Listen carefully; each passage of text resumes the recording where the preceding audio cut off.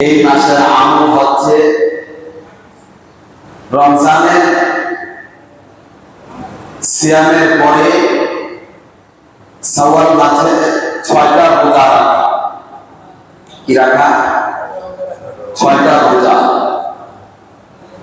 হাদিসে পাকের মধ্যে এসেছে হুজুর সাল্লাল্লাহু আলাইহি সাল্লাম বলেছেন, কেউ যদি রমজানের একটি মাস রোজা রাখার পরে শাওয়াল মাসে 6 দিন নফল রোজা করে, তাহলে তার আমলনামার মধ্যে আল্লাহ রাব্বুল আলামিন সারা বছর রোজা রাখলে যেই সওয়াব, এই সওয়াব আল্লাহ দান করবেন। এটা হচ্ছে শাওয়ালের 6 রোজা ফজিলত। তো সারা বছরের রোজা রাখার সওয়াবটা কেমনে দিবেন আল্লাহ? এটা এইভাবে হিসাব হয়েছে যে আল্লাহ রাব্বুল আলামিন যে কোনো একটি নেকির বদৌলতে 10টি সওয়াব দান করেন। কয়টা?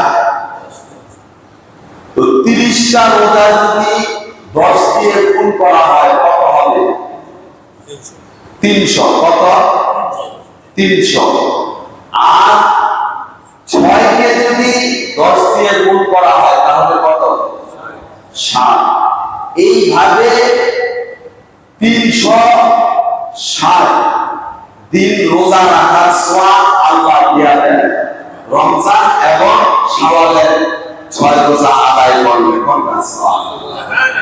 যেহেতু চন্দ্র মাসের হিসাবে 360 দিন হয় 1 বছর। কত? এইভাবে আল্লাহ রাব্বুল আলামিন তার বান্দা বান্দীকে সওয়াব দান করেন। এজন্য আমরা চেষ্টা করব এই শাওয়াল মাসে বিশেষ কোনো আমল নেই, কিন্তু শাওয়ালের 6 রোজা আছে। এই শাওয়াল মাস ধরে আমরা চেষ্টা করব এই শাওয়ালের রোজাগুলো রাখার জন্য। কেউ যদি চায় যে একসাথে রাখবে তাও হবে, আবার কেউ যদি চায় যে না আমি ভেঙে ভেঙে সারা শাওয়াল মাস ভরে ভরে আমি শাওয়ালের রোজা আদায় করব, তাও হবে। এজন্য সকলেই চেষ্টা করবো আমরা এই শাওয়ালের রোজাগুলো আদায় করার